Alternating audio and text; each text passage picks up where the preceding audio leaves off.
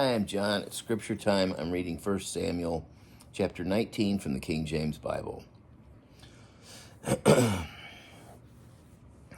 And Saul spoke to Jonathan his son and to all his servants that they should kill David. But Jonathan, Saul's son, delighted much in David. And Jonathan told David, saying, Saul my father seeketh to kill thee.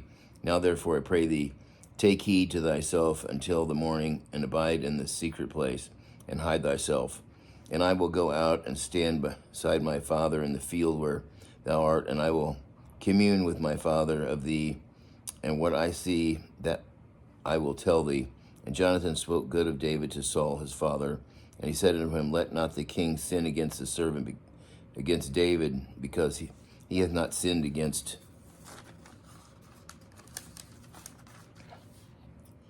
thee, and because his works have been to thee toward very good. Because his works have been to thee word very good. Never heard of that before. For he did put his life in his hand and slew the Philistines, and the Lord wrought a great salvation for all Israel. Thou sawest it, and thou didst rejoice. Wherefore then wilt thou sin against innocent blood, to slay David without a cause? And Saul hearkened unto the voice of Jonathan, and Saul swore, As the Lord liveth, he shall not be slain. And Jonathan called David, and Jonathan showed him all those things. And Jonathan brought David to Saul, and he was in his presence as in the times past.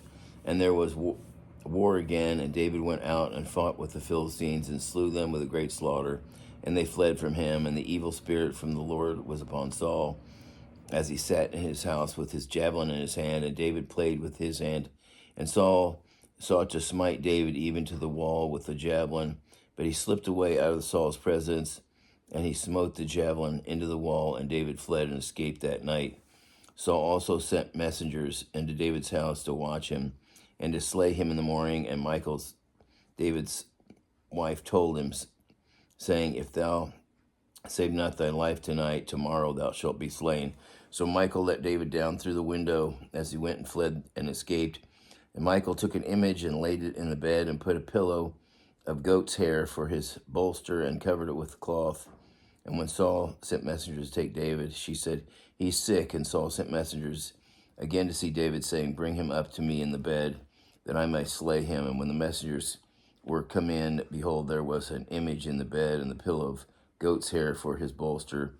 And Saul said unto Michal, Why hast thou deceived me so, and sent away thine enemy, that he has escaped?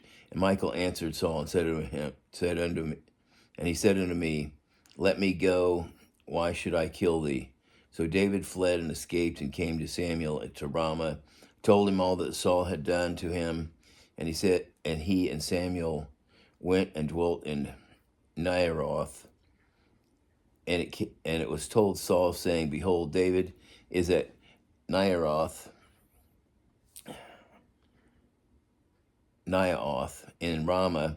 And Saul sent messengers to take David. And when they saw the company of the prophets prophesying, and Samuel standing as appointed over them, the Spirit of God was upon the messengers of Saul, and they also prophesied. And when it was told Saul, he sent other messengers. They prophesied likewise. And Saul sent messengers again the third time, and they prophesied also. Then went he into Ramah, and it came to a great well that is in the Sheku. And he asked and said, Where are Samuel and David? And one said, Behold, they be at Naioth in Ramah. And he went thither to Naioth in Ramah. The Spirit of God was upon him also, and he went on and prophesied until he came to Naioth in Ramah. And he stripped off his clothes also, and prophesied before Samuel in like manner, and lay down naked all that day and all that night. Wherefore they say, Is Saul also among the prophets? Well, that was pretty funny. And that's the end of chapter 19. Until next time, God bless.